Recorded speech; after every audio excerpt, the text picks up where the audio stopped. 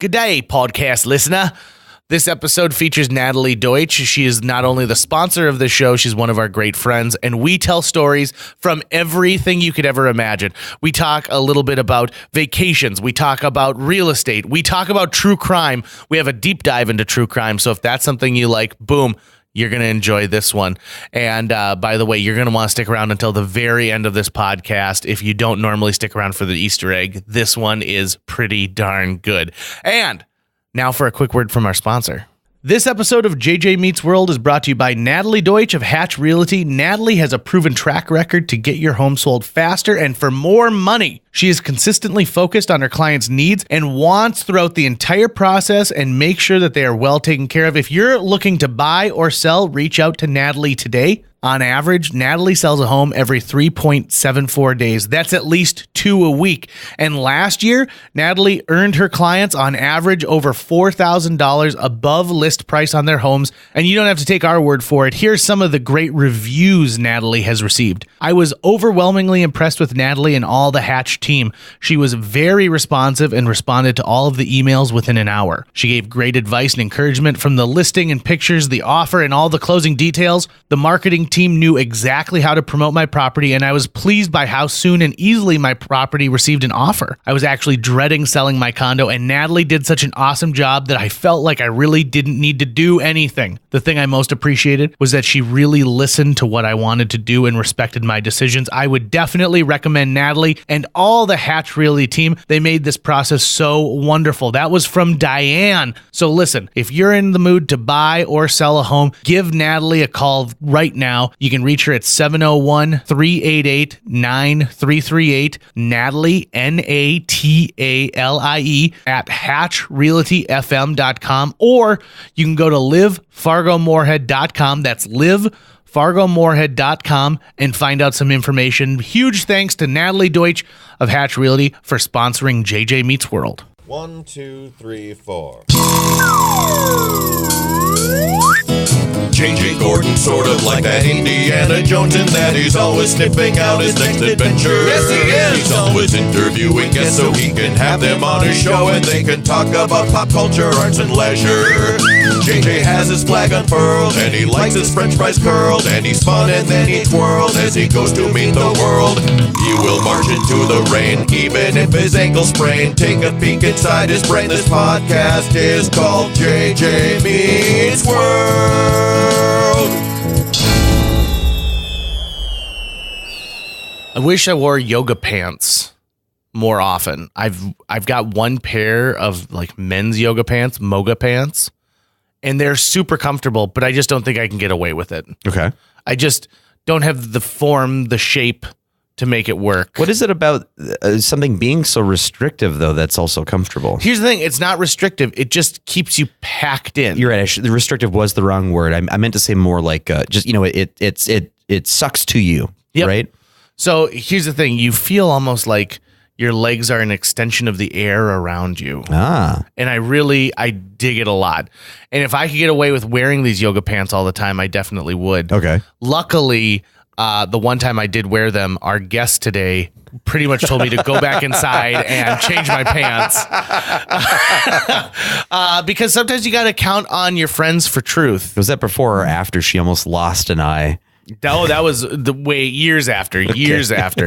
Our guest today is a returning guest as well as a sponsor of JJ Meets World, Natalie Deutsch. She's a real estate agent in town, but she's also been our friend for many, many, many, many, many, many years. Natalie's one of our favorite people to just like hang out with, have some coffee, just kick it old style. Yeah. And that's what we did this time was that, when we talk about the show, we talk about how we want it to be feeling like you're hanging out with friends, having coffee. And I really had a lot of fun hanging out with Natalie. I mean, our conversation goes from true crime to real estate. During the episode, she pitches Tucker on buying a condo.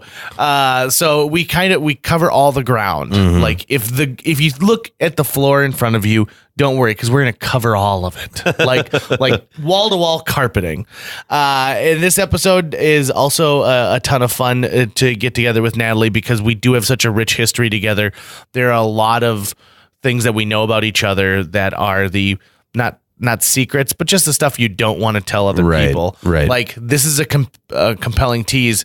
I have a story I've only told 5 people on the planet that they keep telling me I need to tell to the general public. And on an upcoming episode, I will tell you about it.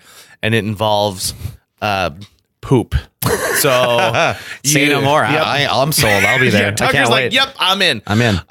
So folks, I want you to enjoy this episode. Don't forget, you can go to patreon.com/JJMeetsWorld and give to this podcast, as well as a great review on iTunes or Spotify. Those things go a long way to helping us get our podcast out to more people. And if you have a friend in Wyoming, please tell them to listen to this. It's the only state in the union that we haven't been downloaded in. And I don't know why Wyoming's got such a beef with us. JJ Meets World.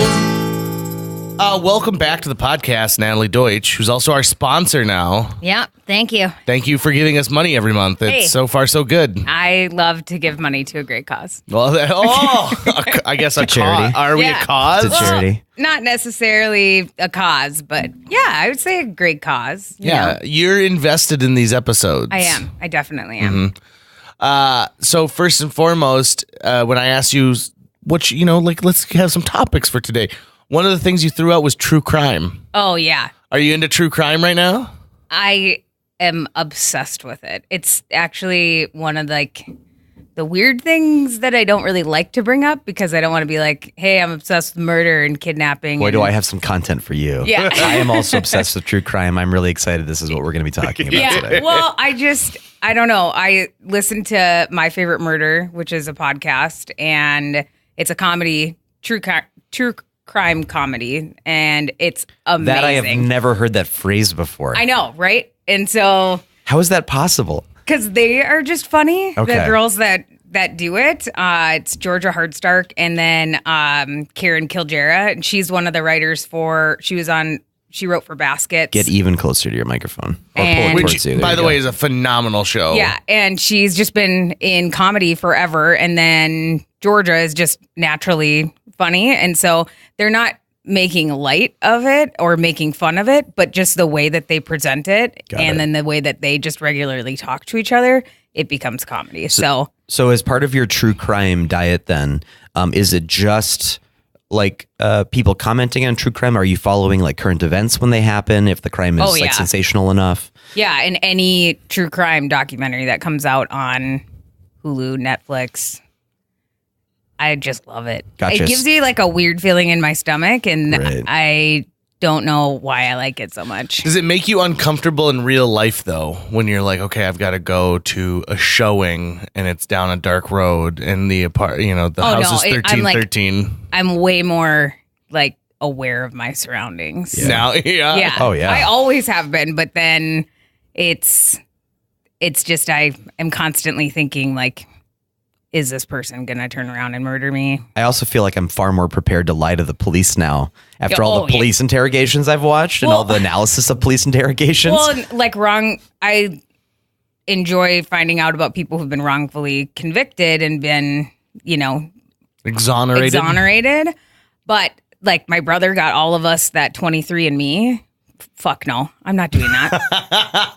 Because your DNA then is open. What if I just so happen to have been drinking this Starbucks in this room and a murder happens later, and then they come back and they're like, oh, well, we found her DNA because we have it in the database. It must have been Natalie. It's a good thing you wanted to confirm your German heritage. Right. Yeah. I don't think it's that hard to figure out where I came from. If you look at me, you can tell, first of all. Second of all, you came from a cabbage patch. Right. Exactly. I mean, my last name is about as German as you can get. So It's literally the money there. Yeah, It's right. literally the land. yeah. One thing that I find very interesting about people who are really into true crime is it's the ultimate icebreaker nowadays. Yeah, but I still get nervous bringing it up. Like I was in a closing and But once you do, the floodgates open. So when someone shows up and they say something and they're like, oh, we got to go home and we got to finish making a murder. All of a sudden your eyes light up and you're like, hey, so first of all, I drive a RAV4 because of that show. Secondly, and then you get into details and all of a sudden an hour has gone by of chat. yeah, one of the closers when I was having a closing, it was a couple months ago. For some reason, I think my phone must have popped up and I'd been listening to My Favorite Murder on. And so, sometimes it just stays up on your phone. And something happened where I realized, and I didn't know anybody else who listened to that show. And the closer, Jess, she's like, I love that. I listened to it and I'm like, are you kidding me? Finally. So it is a good icebreaker, I suppose. But it also is like one of those things you don't necessarily Does want it to ever bring backfired up on you where you're like, oh, blah, blah, blah, blah, blah. And they look at you like, you freak. No, I keep it to myself. Yeah. Until now. And now everyone wants to, they're going to walk around the office and be like, hey, we haven't been able to talk about this yet. Yeah, there's a true crime YouTuber that I follow called True Crime Loser, is what he calls himself. And his real name is Scott Sharp. He's a stand-up comedian in New York City, who also has a day job. And the only way I know that is because he records this show in the morning before he goes to work. Okay. And it's like a bare bones YouTube, right? There's no like animations or stuff or music. It's just him like in his apartment. Like, hey, this is what I'm talking about with true crime today. And he's built up a nice little following. And for whatever reason, I'm just addicted to his show. And he talks about how he'll be out with his girlfriend somewhere, like with some of her friends or his friends or family.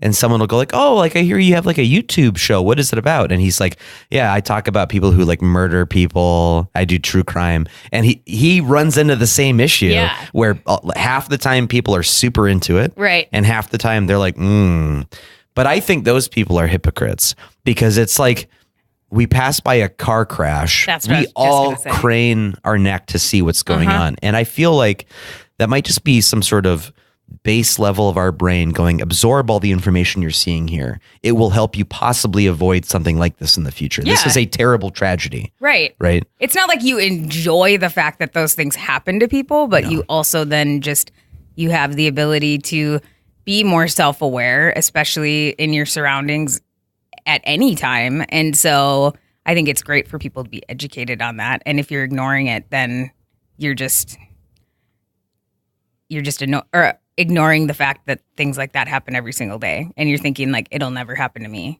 One of my favorite things about modern day true crime is to watch something unfold in the news and wonder, is this going to make the next season of Law & Order SVU? Yeah, right. Because it took a while for me to understand, they're not coming up with original stories. They're just taking stuff that happened and then, shoving it into the mold that is Law & Order SVU. I feel like they did Michael Jackson like 3 or 4 different times. Yeah, absolutely. Well, I think that they started, because now at the beginning of the episode, it states, that it's not based on anything real, but doesn't it say inspired by? It doesn't say inspired by true events. Yeah, but it's very vague. Right. Like not all of these things happen. Like any movie or TV show that's based off of any type of situation. But I believe that they started doing that after they did the one where the mother killed her children and like she drowned them in the bathtub. Yep.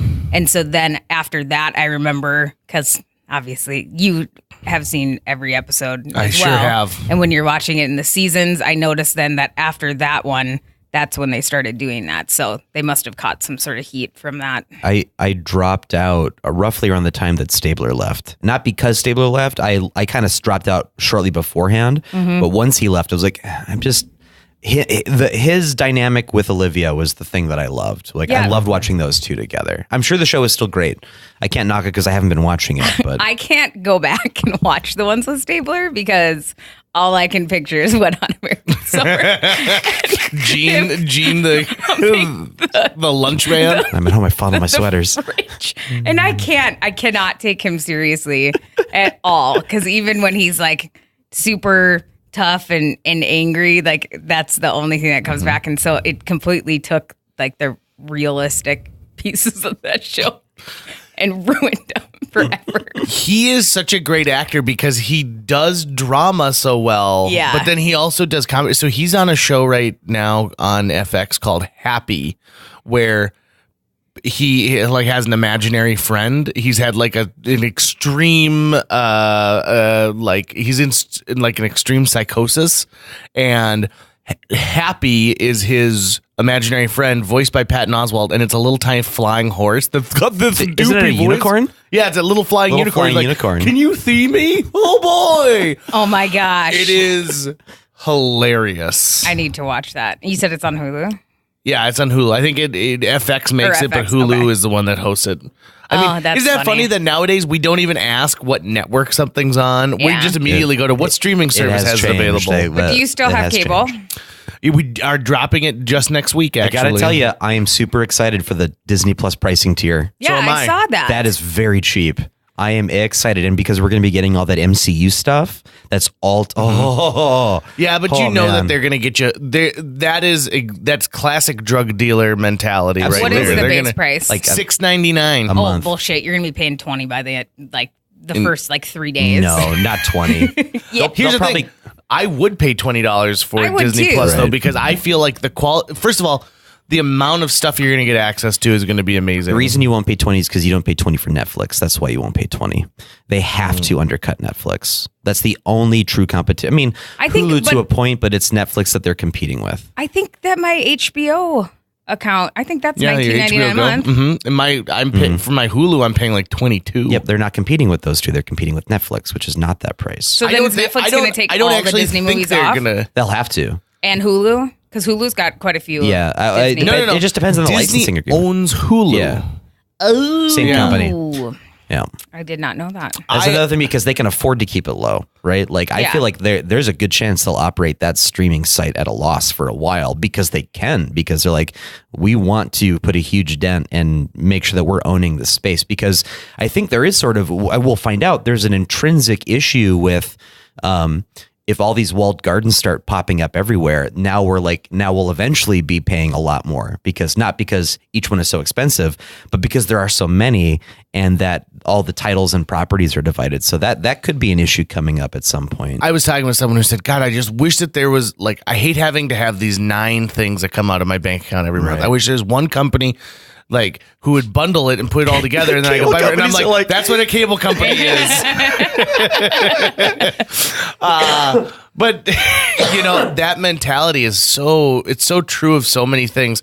If there was a way that I once a month I pay a single bill and it allowed me to go to the grocery store and I'd have a running tab at the grocery store and I wouldn't have to worry about making all of these individual transactions, I think I'd be a happier person because of it. I know that remember sounds that's weird. how I used to pay for my gas. That is how you used to pay. You used to go SARS sudden service. Yeah, and then just put it on the tab. On my parents' tab. I'd be like, here you go.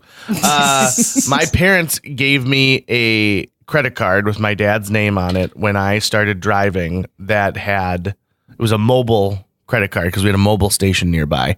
And the deal is that this was for when I was going to put gas in my car when I was driving to the lake, because my parents were like, you got to pay for your gas, but it's not fair to make you pay for your gas when we want you to drive down to the lake, because, you're talking about half a tank of gas either way. Well, I didn't use it for that. I used it for stuff like, hey guys, let's go over to the mobile station and I'll buy everyone snacks. And then you get my movie tonight and you get my Applebee's. I got in big trouble. Huge trouble. Yeah. Oh man. My dad was pissed.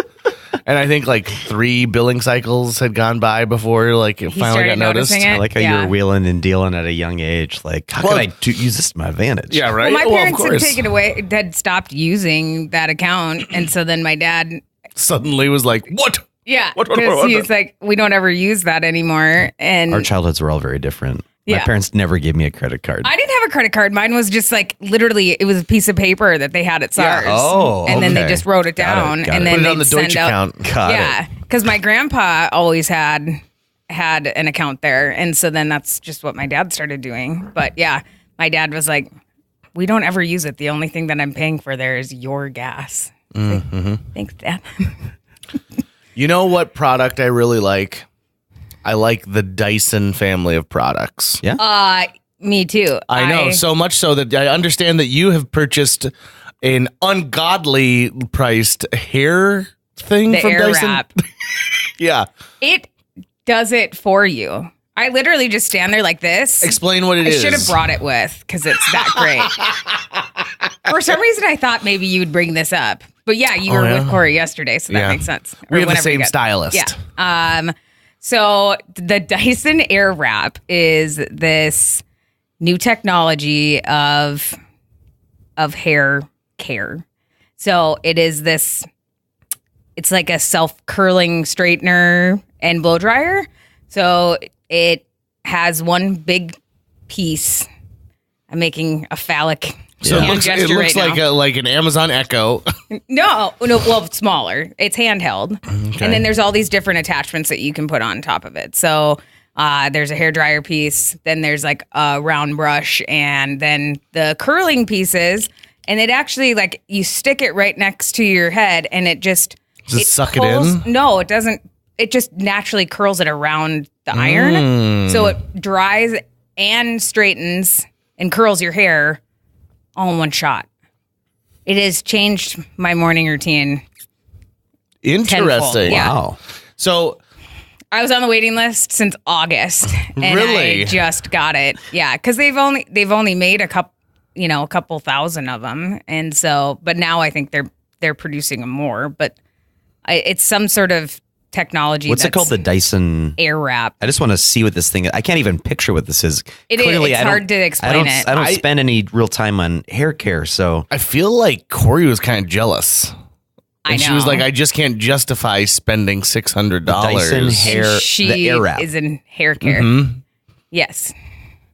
I have the hair dryer too, so I'd gotten that. So Jill doesn't listen to this podcast, my wife, so Yeah. I can talk about this My freely. wife. But I was thinking about buying her that for our you first wanna buy anniversary. Oh yeah, sure, yeah, I'll take it. I even asked I was asking somebody the other day. So you're trying to get rid of it now? No, just the hair dryer. Oh. I only had it for like Yeah, so Dyson. So first of all, this guy keeps inventing stuff, and he's not staying in his lane. He's like, I'm driving over here, I'm driving over there, I'm on the off ramp. Is this the Dyson Sphere Dyson? Yeah. Okay. Like the Dyson. I think he started with the vacuums, right? Like that's how he got his start, was with these bagless vacuums that never lose suction. yeah. Because it's got the tornado effect in the thing. It's there. It's a piece of. It's like the way I'm gonna look it up because it's gonna drive me nuts because I'm gonna say it incorrectly. So he gets this start on. Okay, so this is kind of weird. I'm looking out at my car, and there's a bunch of birds eating dead bugs off the front of my car. Gross. I've never seen that happen. I've seen bees do it.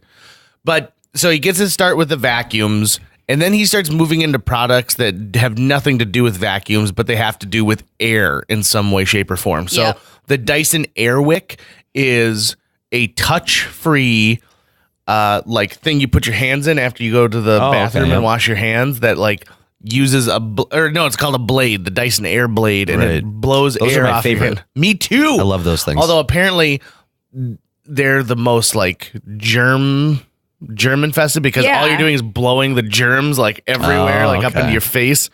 They Don't should care, it's put convenient. they should put a sneeze guard like they do over salad bars right above it. And then he starts making these hair care products, and the hair dryer is a game changer in the world of hair dryers. Not only because it's so efficient, but it is small compared to a ton of other hair dryers. Oh yeah, it's like. I mean, I could throw it in my purse. Yeah, easy. And so they're designing it for people like you. And then all of a sudden, he's like, let's do this hair whip. Air wrap. Air wrap. And when Corey was first telling me about it, I thought it was one of those machines that they used to put women under. That's what back I in was the 50s. picturing. That's what I was picturing. If you So, had to be on a waiting list for it, that thing looks like a lightsaber. It does. Does it make it fun to And a couple get other your things. hair done in the morning? You're yeah. Yeah, and it just doesn't take me as much time. The only thing I don't like about it, so that you have to, when you're curling your hair, there's two different curlers that you have to use. So one that goes this way, and then one that goes this way. So it's always curling. For away those from of you your face. listening, she's twiddling shoot, her sorry. finger. She's twiddling her finger near her left eye. I'm and also then doing some twiddling her finger calculus, near her having right known eye. Natalie for a long time. So you must be straightening and then curling? Not with this. No, I mean just in general, right? Because your hair is naturally curly. Yeah. But it's locks of curls. Yeah, but Corey does a Brazilian blowout on me now, so then it's like Yeah. Episode title. Yeah, let's pretend like we don't know what Brazilian blowout is. I know Okay. what a Brazilian wax is. yeah, I know what a Brazilian is. yeah, not the same thing. It's a citizen of Brazil. Yes.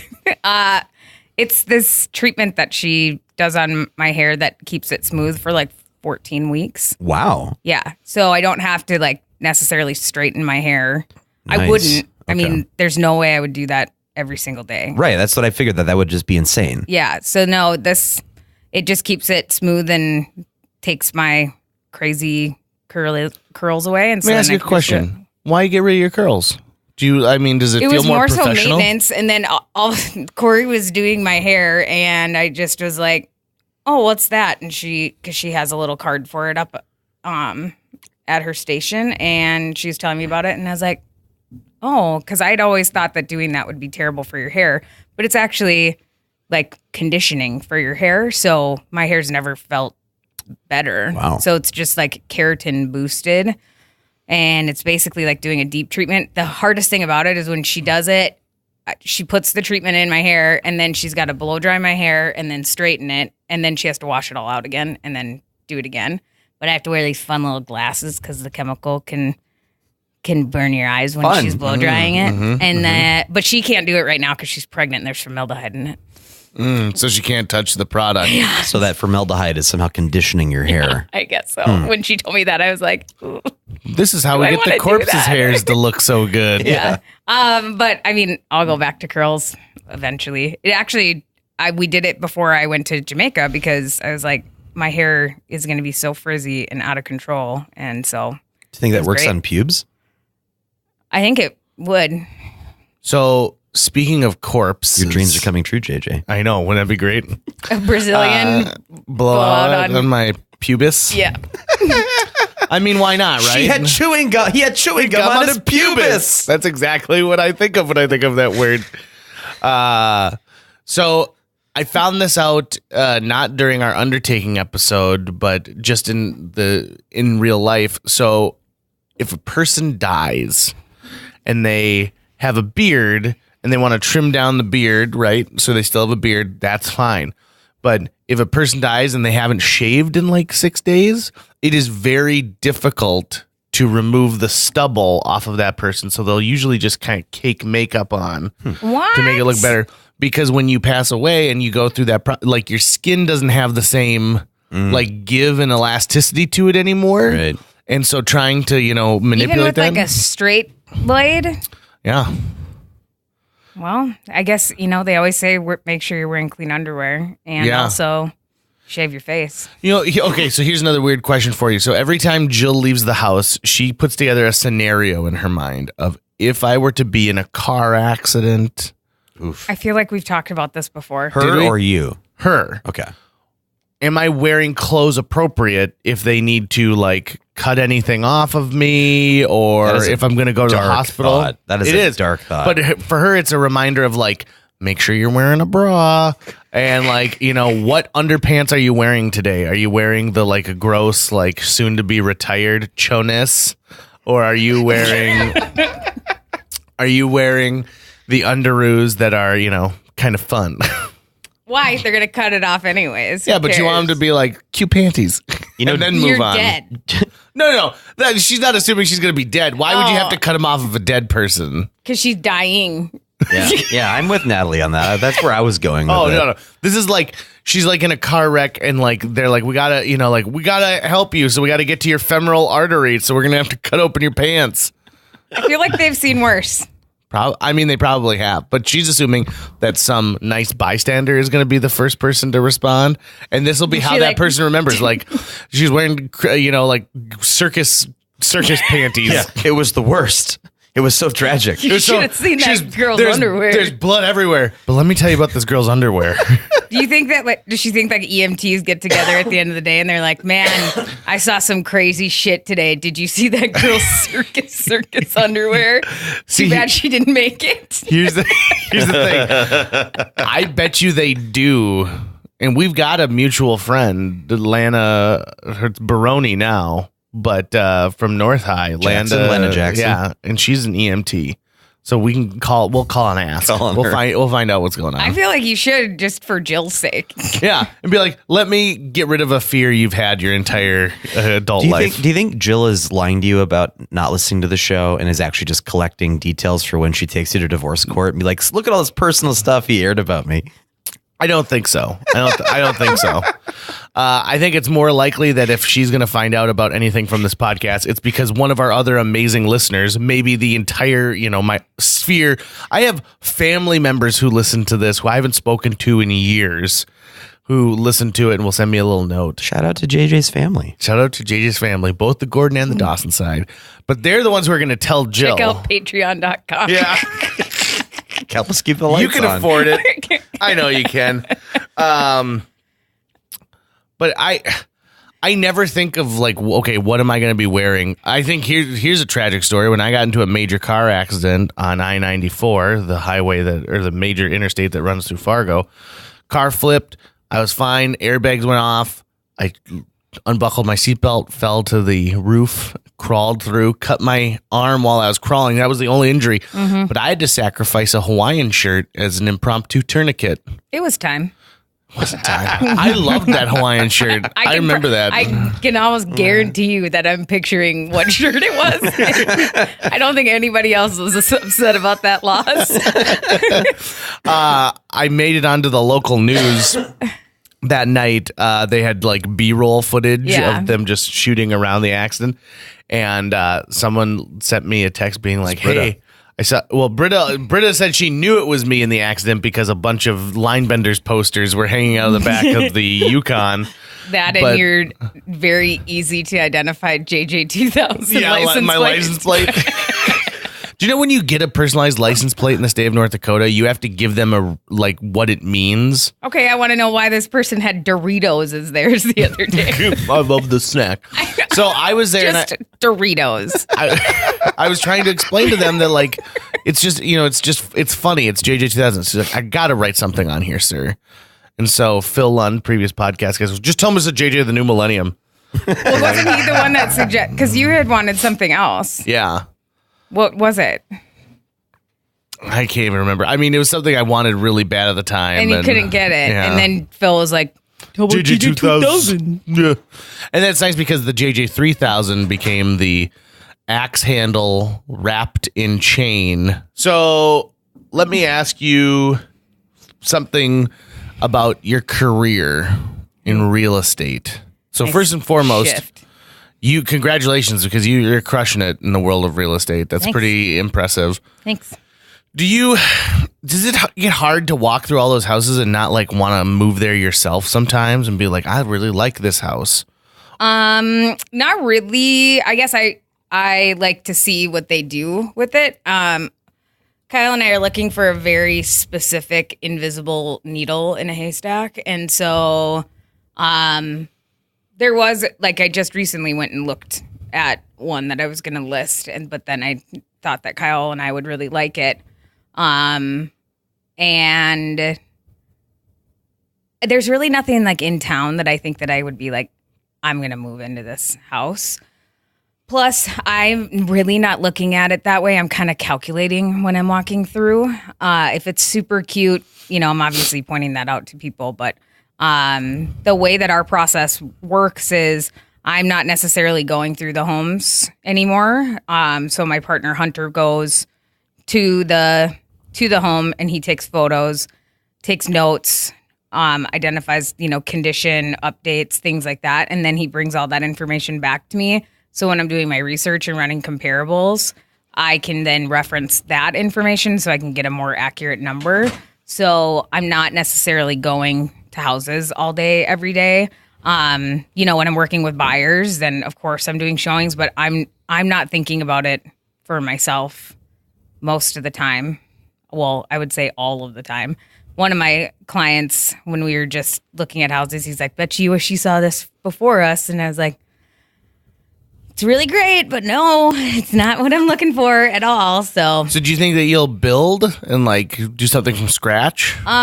So our idea is to get out on some acreage so Kyle can live his dream of being a homesteader and living off the land. So it probably would end up being building, because what we're finding right now aren't houses that we necessarily want to live in. We found one and the house is there, but we'd want to build farther back on the property. So we'd have to live in that house for a little bit. I think I'd stay in town while he's building it. What things do you want in your house that that are the things where like someone wants a dog run really bad, right? Like, I want a house that already has an established dog run with a kennel in the back. What are the things that you are looking for in this house that are the specifics? It's more about the property actually than the house itself. I'd love it to be a rambler and like no steps if possible, so we can maybe have like a secret bunker in the basement or something like that. And then a kitchen that actually has storage and counter space, because right now we have neither of those. But then the property, at least a couple of acres and no neighbors. Because you can find acreage, but then it's weird that they set them up this way. You know, you'll have 20 acres here and your neighbor will have 20 acres, and then they build their houses like as close together as possible. It's like, wasn't that like a utility away? Thing like back in the day? Yeah, but what if that person sucks? Oh, yeah. You know, like you're out in the middle of nowhere and, you know, Glenn across the street is a real dick. Yeah. Hey, turn off your lights. Go to hell, Glenn. I know. No one wants to talk to you, Glenn. Glenn, If you're out there, your name's Glenn, just go to hell. No, we don't need any more carrots. So I was hit by lightning. We know, Glenn.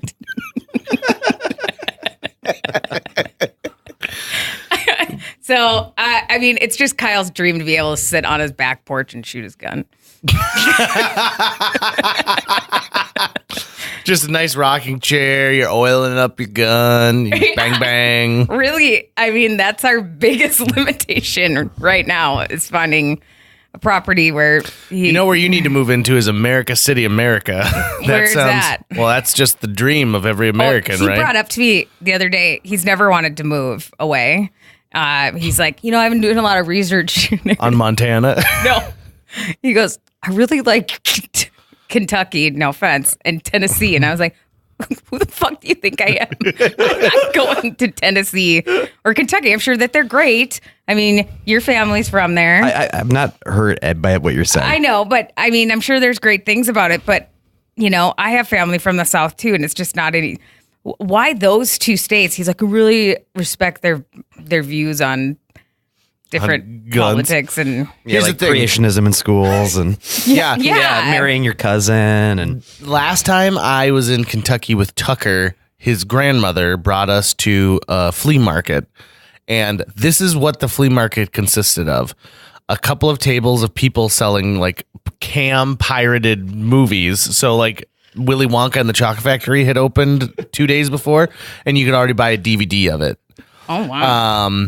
And stuff from the segregation era, like all these signs and plaques and stuff like that. And they were so proud of what they were selling. Side note, in South Moorhead, we have an antique mall. Yeah.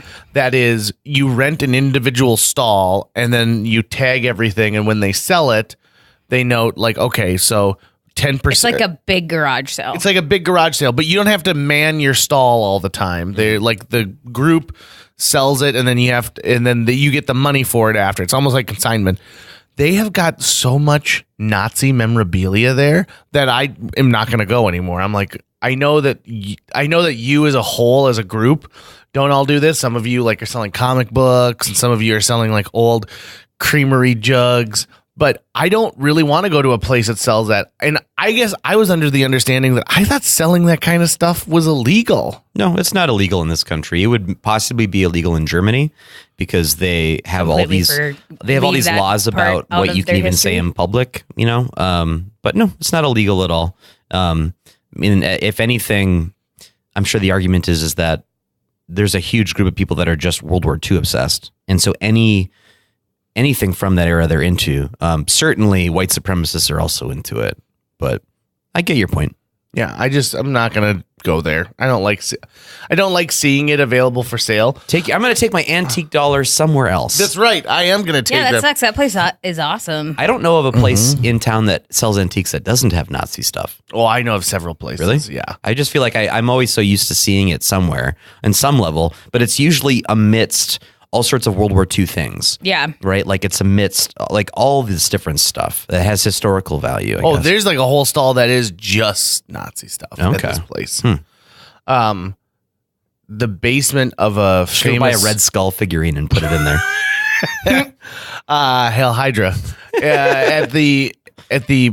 In the basement of a famous comedy institution in Minneapolis, they used to have like a mail order business that ran out of the basement, and it was all replications of things from the Third Reich. Really? Yeah, and so I think it was a little weird for the comedians who were working Nazi there. cosplayers. Yeah, pretty much, right? Basically. Ugh. I watched the movie Apt Pupil recently. Either of you ever watched Apt Pupil? Yeah. It's about a kid. It's Brad Renfro. Brad Renfro, the Renfro, And Ian McKellen. And Bryan Singer. I mean, I watched it. We can leave it there. This is more interesting for Natalie. Name the boys that you had crushes on in I was like just gonna the say mid Brad 90s. Renfro was like my jam. Really? The Cure. Like Tom. Oh yeah. Oh my God. With Joseph Manzolano. Yeah, it was on. I think it was like playing in the background when I was at a restaurant or a bar, and I couldn't even watch it. Shut up. No, I can't. It's so sad. It's the scene where he cuts his hand to make him afraid of his blood. Mm-hmm. And Natalie and I were in the 7th grade at Ben Franklin Junior High School when the Titanic phenomenon hit.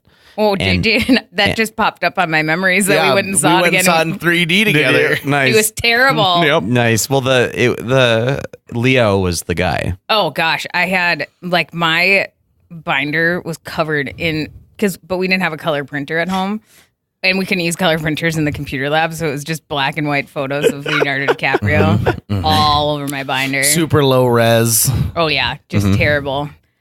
Jonathan Taylor Thomas. I was going to say, were you ever into JTT? I was a JTT lover for sure. Is anyone amazed that he just disappeared? Like he's enjoying the private life? Yeah, he like went to college or something, and that's basically it. But he was at one point, he was one of the biggest stars on the planet because he was the voice of young Simba. Man of the House. Man of the House. Was that the movie that they had a Lion King reference to? Because there's a movie with him where he's reading the Lion King. A Disney like kids magazine about because Man of the House is a Disney movie. Got it. With Chevy Chase. With Chevy Chase. And Farrah Fawcett. Yeah. George Wendt. Should we just continue to name people who are in the movie? I always just think that's about it for me. I always just think of the scene where he realizes that Chevy's allergic to face paint. And then they're at like a Boy Scout camp thing or something. And so they're all basically doing like that faux pas of like Native American face painting. Yeah. Which, my God, that movie is skirting the time when that's allowed. There's a, the whole gig is he goes then to a meeting with American Indians who, I don't know what the business proposition is, but they think he's trying to insult them. Because he's got these burns on his face. And then I remember the opening is when they're sitting around this fake campfire. And George Wendt goes, "Hi, how are you?" And even as a kid, I was like, "Ooh, I'm fine. How are you?" Yeah, that's he's got that response. And he's like, "No, Jack. Hi, how are you?" Is the traditional greeting. Be like, "I don't think it is. I don't think it is. Probably not." He also had "I'll Be Home for Christmas." Do you remember that one? It was sort of like a planes, trains, automobiles. That was on the ride down. It was. That was not on the ride down, on like the free fall down. Because I feel like him leaving Home Improvement was the thing that did it. Which is weird. And I wonder if that was Tim Allen, like, I'm going to ruin this kid. He left my show. I made him a star. I wonder if that was Tim Allen doing his thing. I don't know. Tim Allen had a big career with the Disney Corporation, too. He had Jungle to Jungle, where he had a son who was... Is Last Man Standing on ABC? I have no idea. Was this Santa Claus? It was a Disney movie. Is that a Disney movie? Obviously, Toy Story. All three of them. Mm-hmm. Yeah, so Tim Allen and Toy Story and Disney, that goes hand in hand. He's doing well. But I always find it interesting when a star is like, nope, I'm done. Phoebe Cates is another one. So she just decided, I think after Drop Dead Fred, she was like, I'm going to be retired and I'm going to raise my family. Great I just watched Kevin it. Kline's kids. Yeah, exactly. Rick Moranis is another one. I was just going to say that, yeah. He's the one I miss the most. Me too. I could really use some more Rick Moranis in my I just life. figured that maybe he'd go and do the family thing, and then maybe we're gonna get some sort of when the kids are graduated or something. So they are graduated, and I recently heard a podcast. So his wife passed away, and so that was the reason he was like, "Nope, I'm gonna double down on my family." And someone was asking him like, "Okay," so he said, "I'm not taking meetings if someone like really wants to pitch me a project." And he talked about this amazing script he read. The only problem is that he'd have to spend 3 weeks living in a crappy motel in New Mexico. And he goes, "I don't want to do that." Right. Like, that's not who I am. And in all honesty, he's been gone from the business so long that it's drastically changed at this point. But I do know that he is going to be in that SCTV reunion that Martin Scorsese is doing for Netflix. I think he's primed for a meteoric comeback, like a la Michael Keaton. Like Michael Keaton, it's not the same thing, but Michael Keaton's star power waned. I don't know if it was by choice or just career or what, but then he suddenly just rocketed back up to the top of it. And Rick Moranis is one of those actors who I think, obviously he's a brilliant comedian, and he's the kind of brilliant comedian that lets you know he's also a brilliant actor. Mm-hmm. You could absolutely get some phenomenal stuff, comedy or otherwise, out of that guy still. Similarly, in Little Giants, he could have possibly been a great football player, but everybody just focused on his brother. Just put himself on the injured list. Another great Disney movie. These are all ones that I remember have purchased and are on my Google Play. I remember my dad going, "Yes!" at the end of Little Giants and being like, "Are you wrapped up into Little Giants?" And he was having an emotional response to what was going on.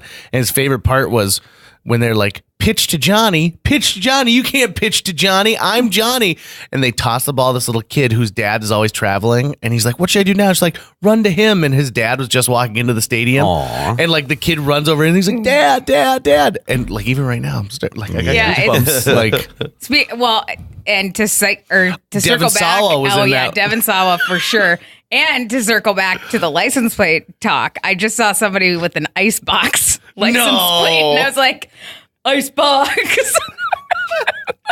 And that's all I could think was they must be really big fans of Little Giants. Or maybe it means something else. I have a memory now that we're talking about license plates of walking out of Mexican Village drunk one night after it was like a Tuesday, like Tequila Tuesday or whatever, and walking past these 3 middle-aged women standing at the back of the van of one of theirs. And she had a personalized license plate, and the other 2 were trying to guess what it said because it wasn't there weren't enough characters to fit it in. Always the best license plates when you have to guess. I think it was just maybe because I was drunk, so there was nothing getting in my way, but I got it immediately, and I said "bean burrito" as I walked past them. Do you remember what the combination? It was like BNBRTO or something like that. So, Yeah. Why? Why was her license plate Bean Burrito? I didn't stop to ask. I moved in and out of their life just like a leaf on the wind. Like, "Oh, hey, what's up? Hey, Bean Burrito." Bean Burrito. That's all they've ever heard me say. Bean Burrito.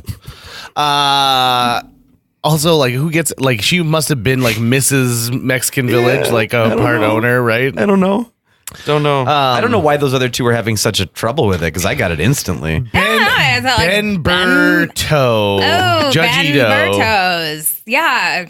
Even just saying that, like, it's hard to not come up with Bean Burrito. Like, it just makes so much sense to me. But haven't you been behind somebody and you like are staring at that license plate and you're like, "What?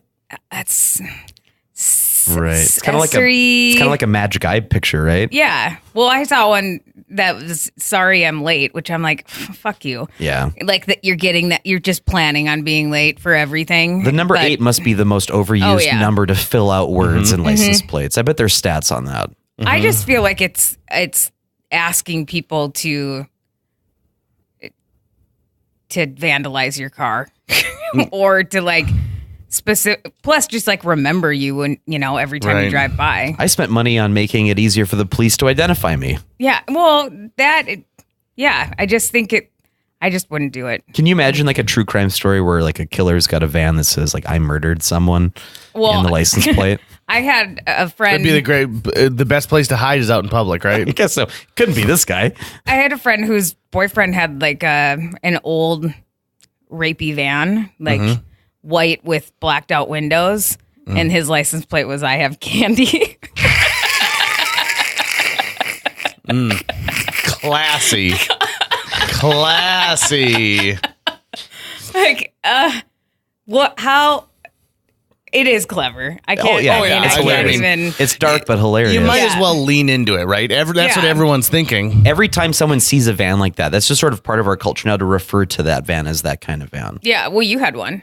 I had one. Yep. It wasn't white, but it was definitely a big van. It had curtains in the back to block out the windows. But I definitely had that. I heard that said a few times about that van. You know, it would be a great like digital short for SNL is a kid who's like, Dad, I want a car for my birthday. And his dad gets him like a decommissioned city bus. And that's what he's got to drive around. And then people constantly are getting on. That's his like part-time job. People are just mistaking it for Metro. So I wonder if there's a law that we have like in Fargo that says that you can't operate your own private bus line. So like if I wanted to offer like JJ Bus and I would make scheduled stops during the day. What about party buses? Good call. But they're not making like scheduled stops. But they could. Right. I think that there was some sort of... Because that like was a taxi service, have Uber for so long. You need and to then like they have changed whatever that.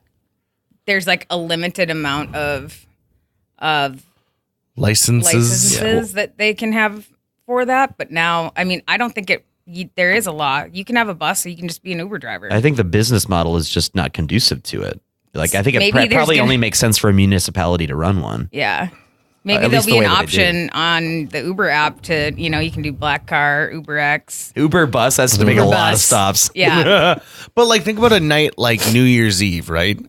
So New Year's Eve in Fargo, North Dakota, for those of you listening elsewhere, is kind of interesting in the fact that our bars close at 2 a.m. And people will wear mini skirts or shirts with the sleeves torn off. And then all of a sudden... You just made it down sound so terrible. Right, mini skirts or shirts with their sleeves torn off, like a tank top, or are you talking like a muscle shirt? Kids are drinking their Pepsi Big Slams and chewing their wacky tobacco. They're tearing the sleeves off themselves. 8th grade history teacher. Where are you going on New Year's Eve? So these individuals who you already know are not smart because it is the middle of winter in North Dakota. It's just like there goes the neighborhood. Damn it, New Year's, take my sleeves. They have not made Never plans. trust someone who has no sleeves. Especially what happened to those sleeves? You tear them off yourself, or did someone tear them off for you? Both are bad. We don't like your type here, wearing your sleeves, thinking you're all fancy. My New Year's resolution is no sleeves.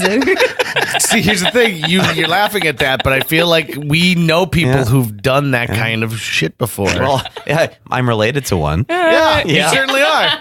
Yeah, takes perfectly good shirts. I am the son of one for sure. So, but those are the people who don't make a plan for how to get home, and so there's no cabs to be found because it's 2 a.m. on New Year's Eve.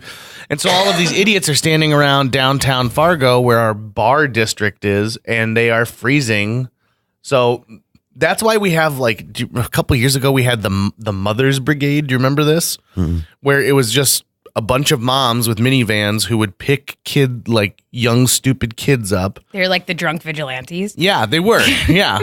And then at one point, Valkyries is what they are. At one point, like the city of Fargo was like, listen, ladies, you can't do this. Like, not only are you putting yourself at risk, but you're putting yourself at like a liability by picking up these kids. And they're like, but we don't want them to be drunk. They're like, well, we don't want them to be drunk either, but our downtown needs to be revitalized. I don't think it's that much of an issue anymore, though. I guess I don't ever go out on. I was going to say, were you holidays. Out on New Year's this year? It certainly was. There must have been 30 people wandering around, like doing that thing where they're not wearing a coat, so they stick their hands underneath their armpits and like cross their arms to stay warm. It's a good lesson. It's a good life lesson. You won't do it again after doing that. It's that moment where you're like, I know I'm not supposed to get in a car with a stranger, but it looks so warm in there. Is there a service in town where every Friday at 6, I don't know, a bus just goes to Minneapolis and then that same bus comes back to Fargo on Sunday? Well, there is a daily bus service to Minneapolis. Okay. Got it. Jefferson Lines. Got it. Was it you and I were thinking about doing a bus service out to the western side of the state? Yeah. Yep. So essentially, we'd buy like a bus, and, like a nice one. Yeah. And it would be kind of like a party bus, right? Right. Like, so you can drink, I guess you can drink beer on a bus. Yep. That's legal. This or is we like just like during the looked the other boom. way. You can't be the driver. Right. Yeah. So during the boom, the idea is like Friday at 8:00, you'd hop on this bus and we'd drive you, and you could start drinking, and there'd be like some snacks, and we'd drive you to Fargo, and then Sunday at 8:00 at night, you hop on the bus again, and so you could stay in Fargo. You could go to the cool towns, right? Right. But we would make stops along the way, like to, if they want to go to Bismarck, Valley City, whatever. Minot, tough shit. But we would give them like it would be a full service thing where We'd have a hotel set up with a hotel, and then we would take, because their rig clothes, you have to get them laundered specially, and so we would have that like a laundry service set up for them. So we'd tell them, go do that. You drop your bags outside your door. We'll come pick them up, go get them all laundered for them, and then bring them back before we leave. It was a great idea. So yesterday I was in Washington, D.C. just for a day, shooting like a client testimonial for my job, and then flew back, got home last night about 10, went through Minneapolis. And even the flight from Minneapolis, which is super short, 30, 40 minutes up in the air, tops. But like we almost missed the flight and we were delayed on the tarmac and blah, blah, blah. I think I'm at that point now in futurism and technology where now I'm going, is this really the best way to do this? Like, can't there just be like a pod in a tube that I can fall asleep in and instantly I'm in Minneapolis or Fargo? I mean, it's only 3.5 hours away. I feel like that would be something that we could do fairly easily. They're talking about suborbital flights that get you from New York to Hong Kong in 30 minutes, right? Well, could you just get us from Fargo to Minneapolis in 10 or 5? That would be huge. Are you kidding me? Especially like with our terrain, it would be really easy to have very high speed trains. Right. Imagine commuting to Fargo from Minneapolis or from Minneapolis to or vice versa in minutes. Like that makes everything it's like different. teleportation. I don't understand why we don't have a speed train system set up. I know that there's a cost involved with that, but I feel like you make it back instantly because so many people.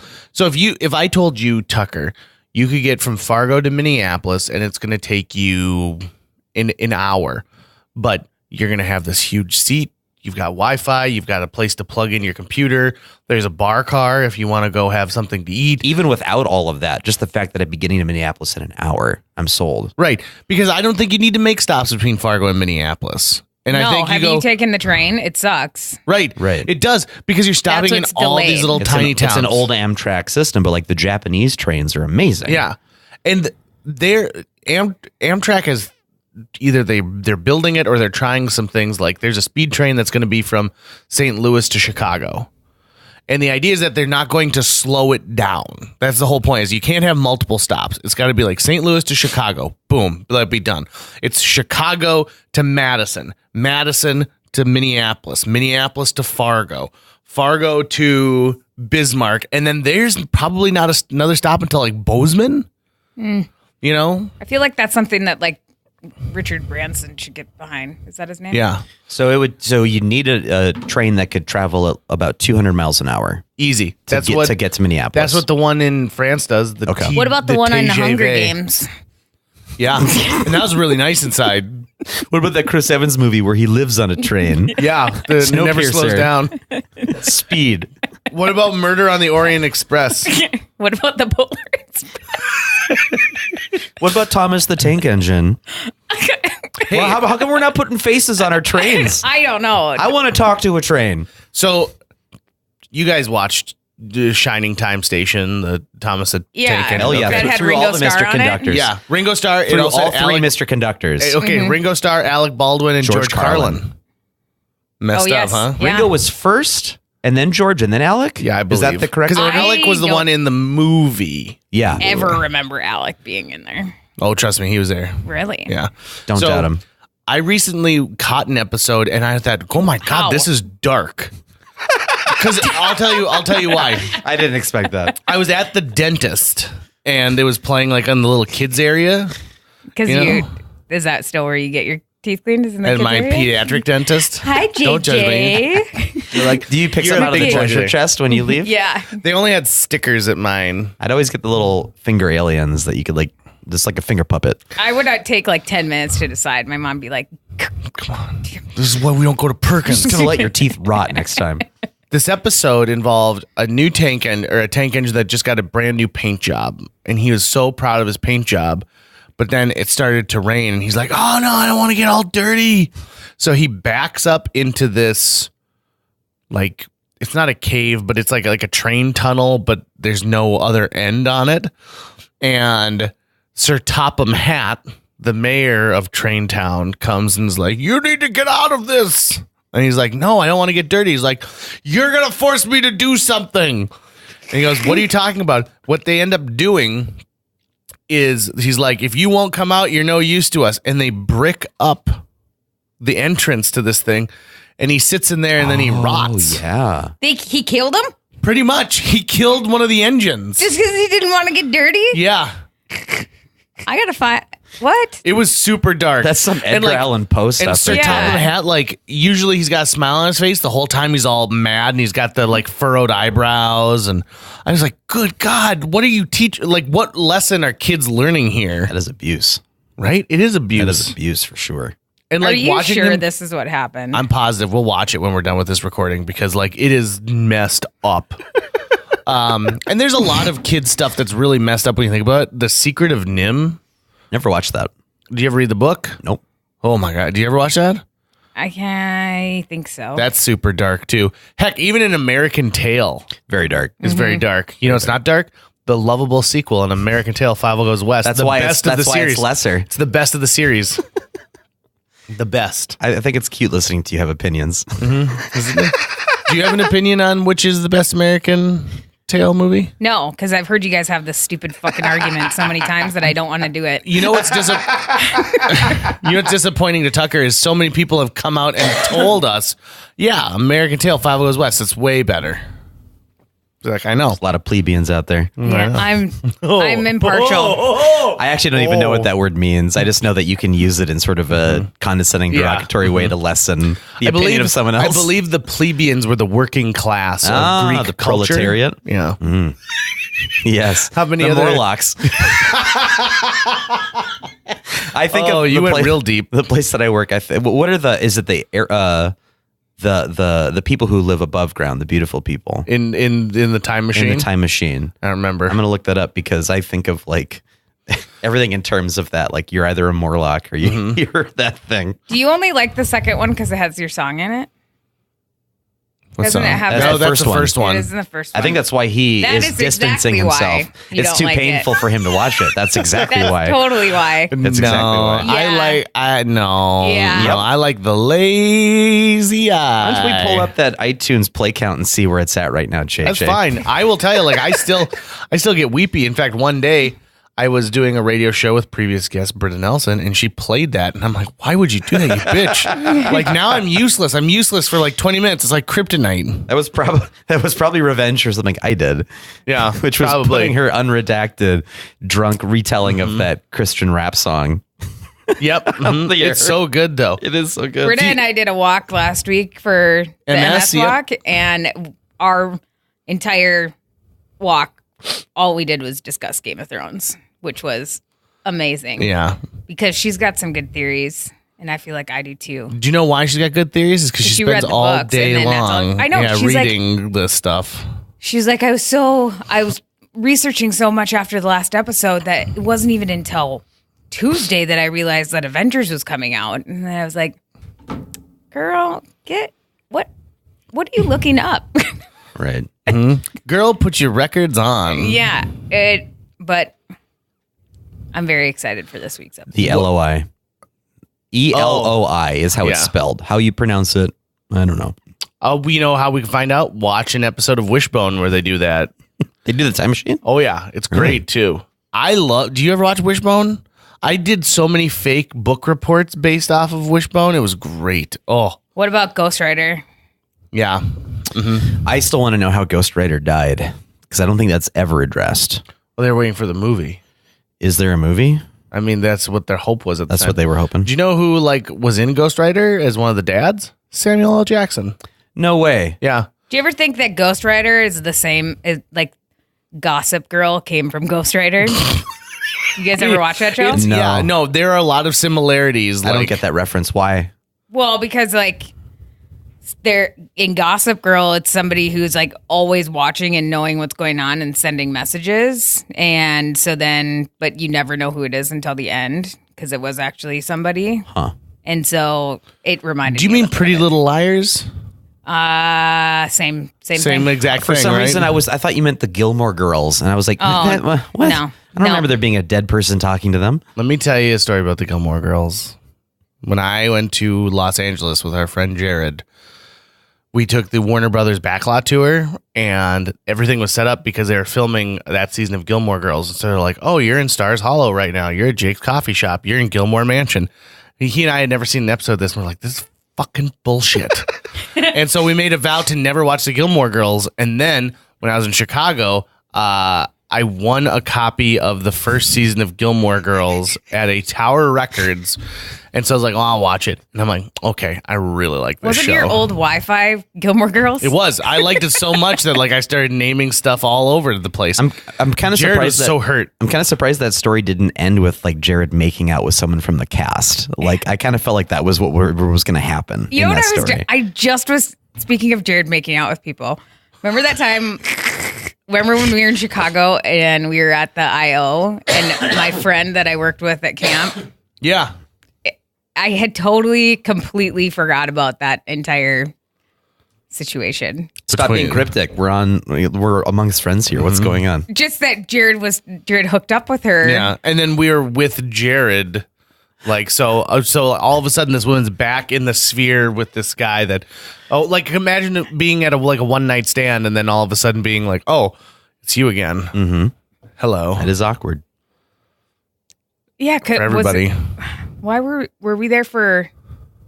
We went to that Second City class. I know. Oh, that was the same. Yeah.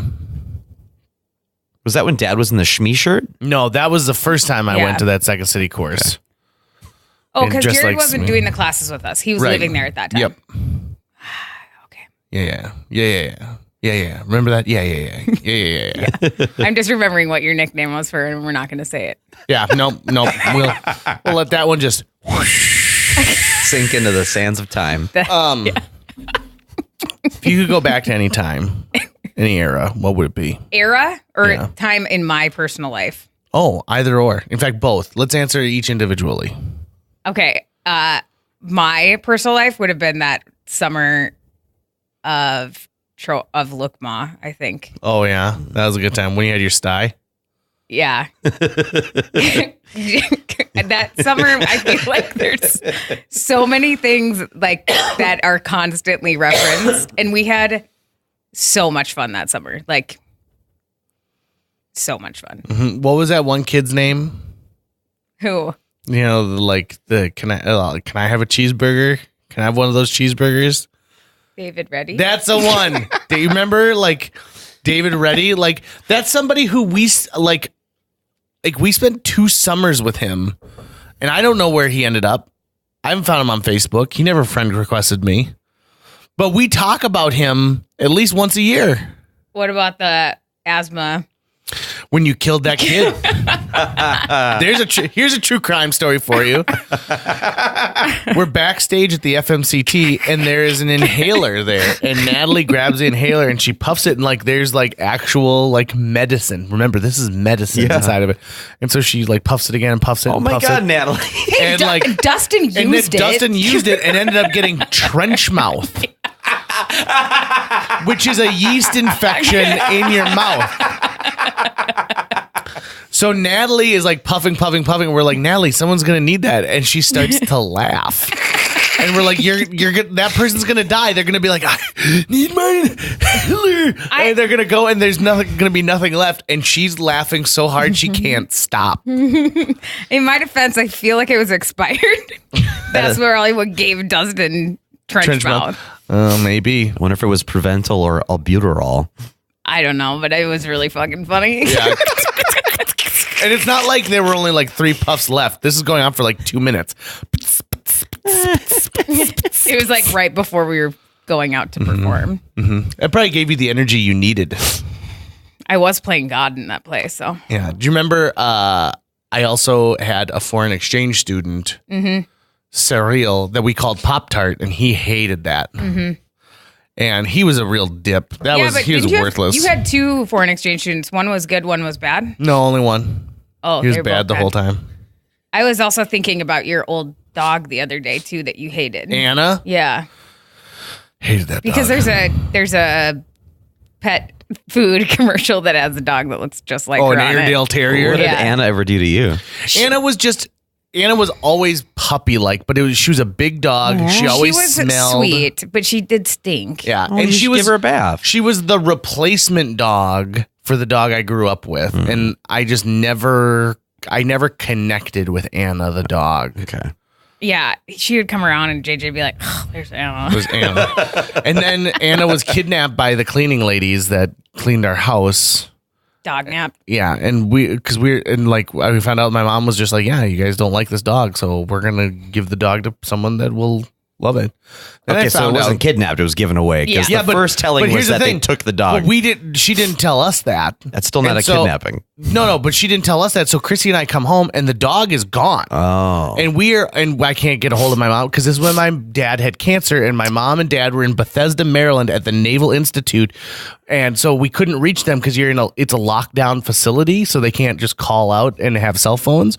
So Chrissy and I for 2 days are like, oh my fucking God, somebody kidnapped our dog. Someone dog napped Anna. It ran away. No, because the food was gone and the leash was gone. And so it's like someone came in here specifically. This was a job that someone planned out. And then she's like, oh yeah, I forgot to tell you kids, I gave away the dog. I'm like, oh, thanks. Did you take any steps like calling the authorities or anything? Or? So that's the thing. Chrissy was about to. Like, honestly, it was that moment where she had the cordless phone in her hand. And my mom just happened to call. That dog later on was involved. There was a trailer fire where these like women lived down in Detroit Lakes. And apparently the dog like burst, like there's a flaming wall and it jumped through the flaming wall to safety. Wow. Yeah. So apparently like Anna went on to live like a pretty heroic life. Side note, these women also, the mother, it was like a family, like a mother and 2 daughters who would clean both at the lake and in Fargo. She decided she wanted to retire from cleaning, moved down to Nevada and opened a brothel. No way. That was her dream, was to be a madam. Damn. What a dream. Mm-hmm. That's a life well lived. Yep. What do you want to be when you grow up? I'm saying hey, madam. Yeah. I think she thought like, well, I've already dealt with people's shit for so many years. Yeah. I have already cleaned and done all this stuff. I might as well. Side note, we share a cleaning lady now. So we've got the same stylist. We've got the same cleaning lady. Yep. It's getting intense. It is. And your sister is marrying my boyfriend's best friend. Oh, man. But we've been friends longer than all of these people. I know. And I like to tell that to Kyle. I'm like, I know Brady way before you. Way before. I knew Brady before Chrissy Brady. Yeah. Because he was friends, obviously, with Travis and Jared. Mm-hmm. And then I think when I first met you guys, were Chrissy and Jared dating at that time? Yeah, that like 3-month stint where they dated and then he was afraid to talk to me. Yeah. But like Chrissy was always pissed because she's like, he was dating me to get to you. And I'm like, there's some truth there. There's some truth there. Because I would come home and Jared would like stop, like Chris would be like, let's go up to my room, make out. And he's like, no, I'm going to go talk to your brother. Because he wanted to be an improv at South High so bad. I also remember the day I came home and Travis and Jared were there and they were so sad. They're like, oh, something horrible happened today. And it was the day that Dale Earnhardt had died in that NASCAR crash, and they both took it really, really hard. And I remember being like, I don't have time for this. How many boyfriends did Chrissy bring home before Brady? Jared. This guy she dated when she was like in 8th grade for like a couple days. And I think that was it. Because as an older brother, I remember all of Brianna's boyfriends, and I hated the only one I didn't hate. She's now married to. Like, well, that's good. When she started dating him, I was like, oh, thank God, this guy's awesome. And luckily, it stuck. But each guy really sucked. You had a string of boyfriends that I didn't like. Are we on the record or off the record? This is on the record. But okay, yeah, on the record. But like, I was like, I don't know how to tell her that I don't like these people so much. And then inevitably, you'd move in with them, and then you'd break up with them, and then I would help you move out.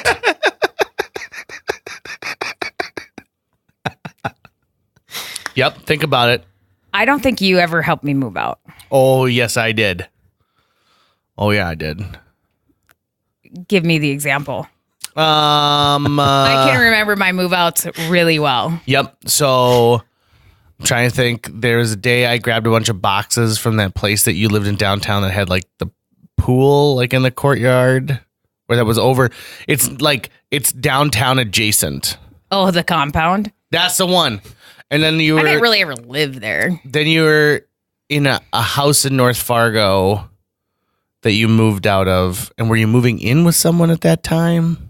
House in North Fargo. Yeah, and like you shared it with like maybe a couple girls. It was real tiny, and all the stuff had mouse damage because it was in the garage. That was in South Fargo, yeah. South Fargo? One was I was just moving out of there. And then I helped put that couch into that one apartment after you moved out with with somebody else. That's when I was living with Laura. You two lived in that basement unit? No, we lived in her house up in North Fargo, and I lived there for a while. And I didn't help you with that move. And then I moved to that one by myself. Yep. That couch sucked. That did. That was the hardest couch move I've ever done in my entire life. When I moved it to my next place, they said that it was the most obnoxious couch that they've ever moved. Mm-hmm. And then they got it in and it didn't fit in my apartment. And so then I had to sell it. Like I put it on Fargo or on the Facebook thing and I sold it right away. Thank God. But then for those people to have to get it off, you had to take hinges off doors. It didn't look that big when we went to go pick it up. Oh yeah, it did. But then because I was like, I don't think we need help. And then we got Phil Goodell to come help. It was one of those things where literally half inches made the difference. It was like a 78-point move to get it in there. Because it was a sectional that was like not an L shape. It was, how can I say it? It was just like an arch, basically. Yeah. People who design couches don't design apartments and vice versa. But it actually fit perfectly in that apartment. I don't think that I can't picture a room that it could ever fit in again. But my buddy Caleb has it now, so. Of the myriad of apartments that I've lived in, it's unfortunate that the ones that are easiest to move in and out of are my least favorite, which are the garden level or ground level ones, where you can just move the couch in through like the main door. Right. But I really hate being on the ground level for some reason. I think it's a safety thing. I think so too. Yeah. My dad had always said that. But then 2 of my apartments I was on actually all 3 of my apartments I was on the ground floor.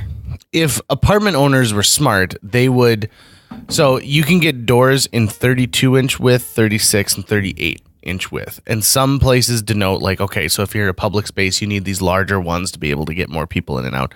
If I built an apartment building, I would make sure they are all 38-inch width doors because you know that it's not like a person's home where you move in and then maybe you're not going to have another move for 5-6 years, or maybe you're going to be there for the rest of your life and you're only occasionally swapping out furniture. You know, in an apartment building, the odds of this having in the span of a decade, having 9 or 10 residents is very easy. Oh yeah.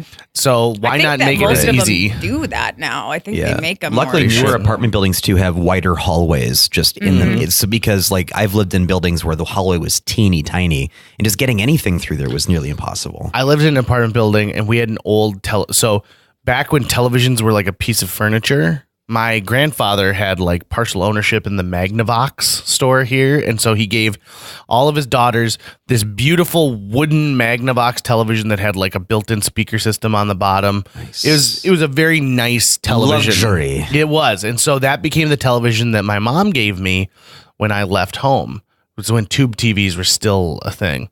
And so I moved it into the apartment. But when I was leaving, this place had a an elevator. So I was like, oh, I'm just going to roll this thing down because it's on wheels underneath like the wood bottom.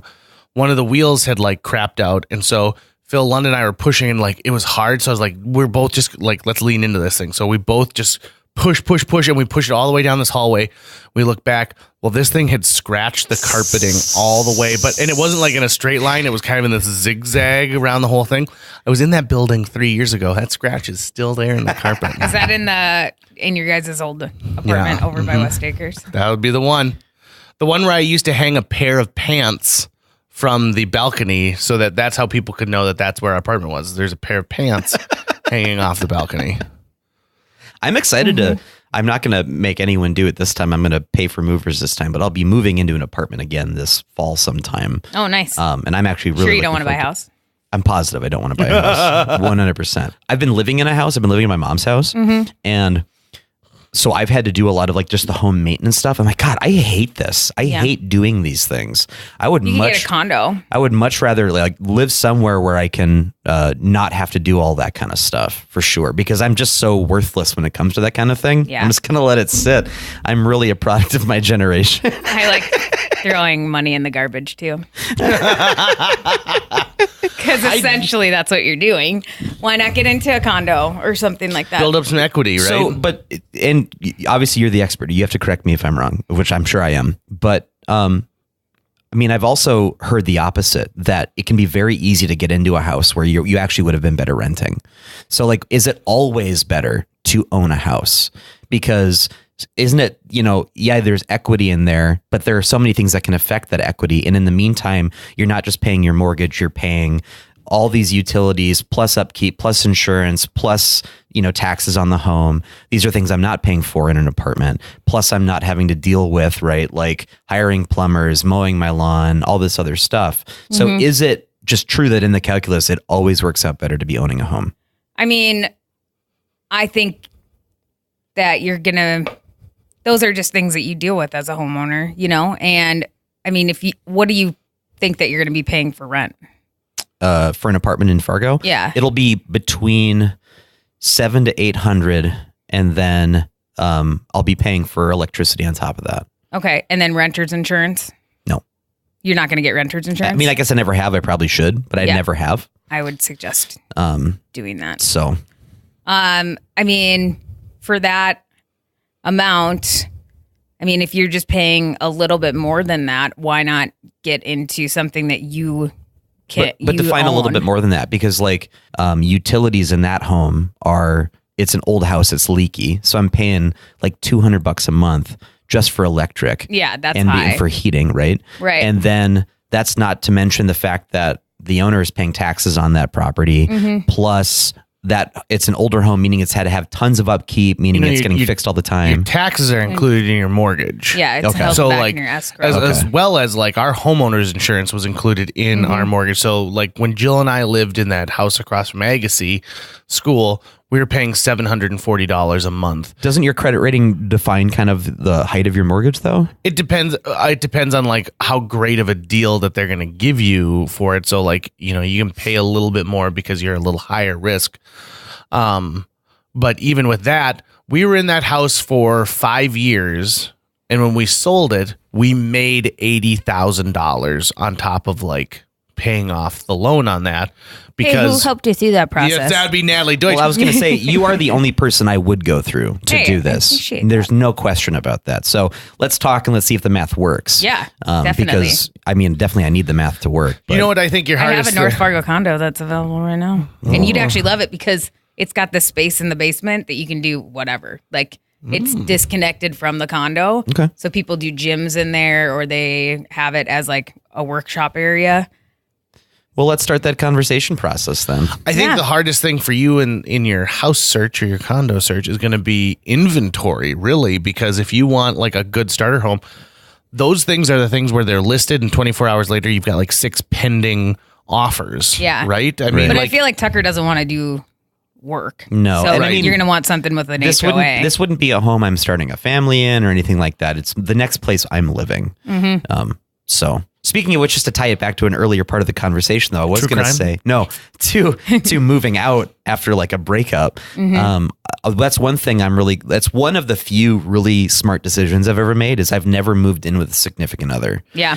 Part of that is because I've never been in a relationship where it felt like that would be a healthy move. So there were these terrible decisions I was making, but I've never had to go through the process of dividing our things, you know, or like who owns this pet or anything like that. That's something I've never gone through before. So once I do finally do that, that's going to be a major step in the life of Tucker. Yeah.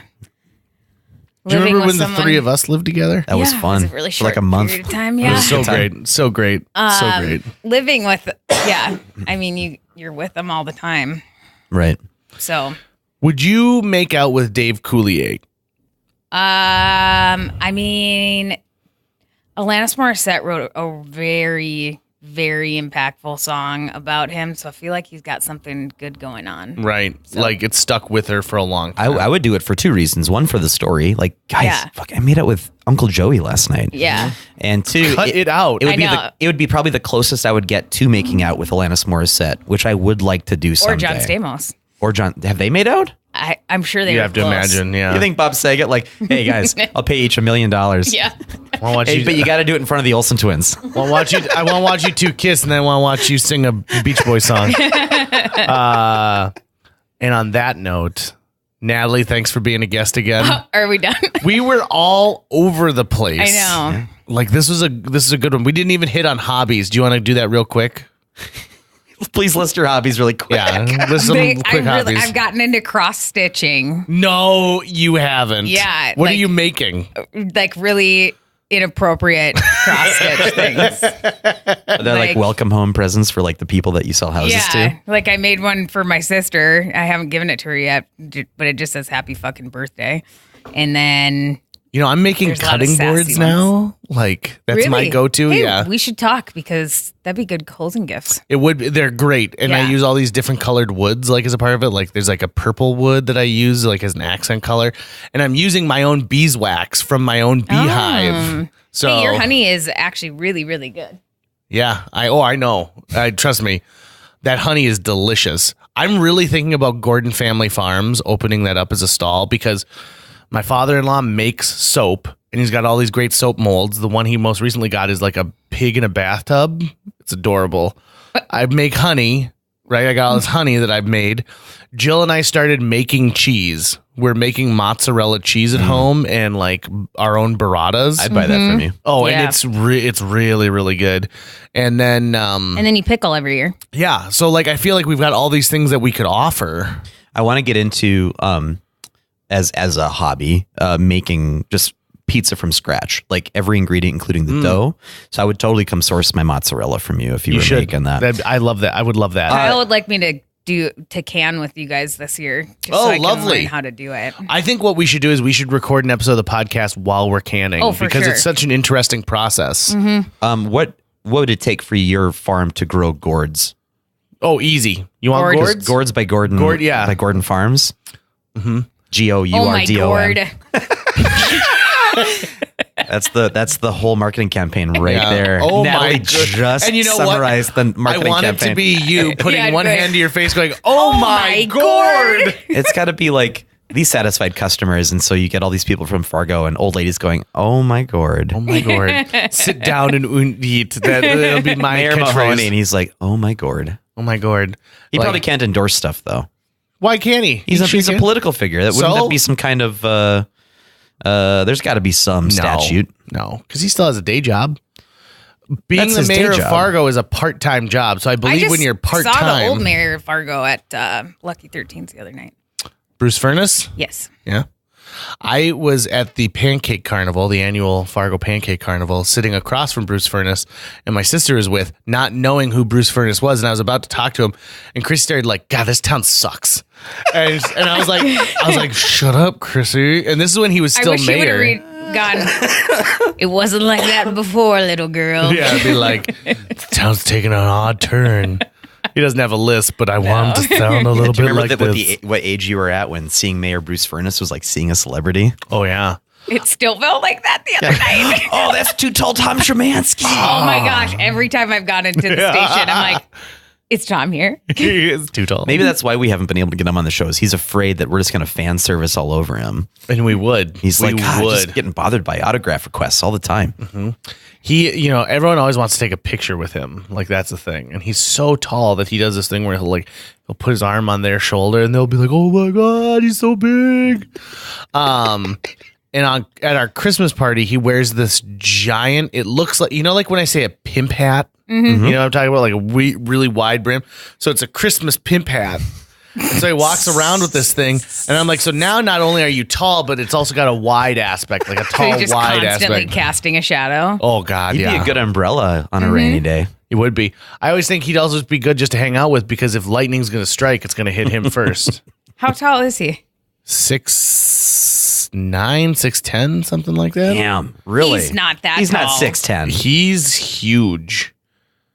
Let's get him on here, and we're going to measure him. To me, like, I have to look up at him. How tall are you? I'm 6'3". Okay. Maybe 6'7". Yeah. No, taller than that. He bends down in a lot of doorways. And he's shrunk. Really? Since the height of his height. And on that note, yeah, he's shrunk. Natalie, thank you for being a guest again, and thank you for being our sponsor on this podcast. You're welcome. If people want to get a hold of you because they want to buy a house, they've been listening to this conversation, they're like, I'm just like Tucker. I'm like a stupid chump throwing away his money when I should be building equity for my future. Mm-hmm. Well, you can get a hold of me via phone, and you can call me at 701-388-9338. Email me, Natalie, at hatchrealtyfm.com, or you can go onto our website, which is Nope, we not changed anymore. it. It's hatchrealty.com. Yep. Thanks, Just switched JJ. over. Switched over to a new one. Yeah. JJ produces our Eric Hatch is a previous show. guest, his radio program every week. we're going to have to update the promo tag then in the show. But I think livefargomorehead.com still brings it. Still redirects. Yeah. Okay, that makes sense. Yep. So yeah, you can get a hold of me, and let's find you a house and sell your old one. And you service all areas of the Fargo-Moorhead, West Fargo area, including lake stuff too now? We do. We have got an agent in our office that does lakes area, and then now we have a Bismarck partner too. Oh snap! And so I am Fargo, Moorhead, West Fargo, and about 20 minutes out or so. But we'll get out into all those different rural communities too. Cool beans. Yeah. If you find that place where your boyfriend can shoot a gun from the porch, let me know, because I don't want to live there. You're going to start calling him Pappy? No, but this one that we're going to go look at, it's a lot of acreage. You could have Gordon's Gourds. It's Gorder's Gourds by Gordon. Gordon's Gourds out there. Oh my gourd. Gord, damn it. Is that the commissioner over there? Commissioner Gordon? Mm-hmm. These gourds are pickled.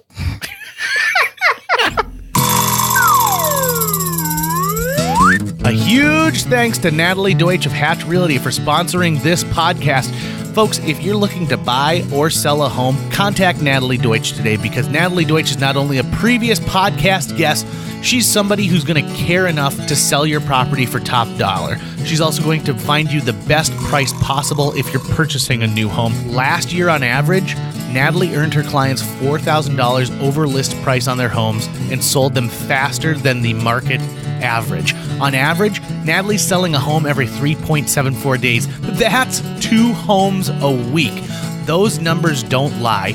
Find out why Natalie is one of the top agents in this entire market. Get a hold of her today, Natalie at hatchrealtyfm.com. You can also call 701-388-9338 or go on to livefargomorehead.com. That's livefargomorehead.com. Read all of her amazing reviews and then listen to her episode of JJ Meets World. Thanks again to Natalie Deutsch of Hatch Realty. That's going to wrap it up for today's show. If you enjoyed this episode of JJ Meets World and would like to help us continue to produce 2 new episodes every week, you can donate to our Patreon. Check out patreon.com/JJ Meets World and donate today. Even as little as $1 a month can go a long way. Visit our website at www.jjmeetsworld.com or hit up our social media. We're on Twitter, Facebook, Instagram, all the sites the kids are using these days. If you'd like to stay up to date on new episodes of JJ Meets World, you can find us on iTunes, Google Play, Spotify, Stitcher, iHeartRadio, YouTube, or wherever you consume the podcast that you love. JJ Meets World is produced every week by Tucker Lucas. You can find out more about Tucker's work by checking out www.moonbasemaria.com. If you want to get in touch with your host with the most, go to linebenders.com and you can find direct contact info for JJ. The reason I brought up yoga pants is because when Natalie showed up here, she was wearing these really long, tall pants, and there's a big hole in the back of her pants, and that's what made me think about yoga pants. So she doesn't know this until she listens to this, but she walked around with a hole in her pants. And I didn't tell her because I'm that kind of friend.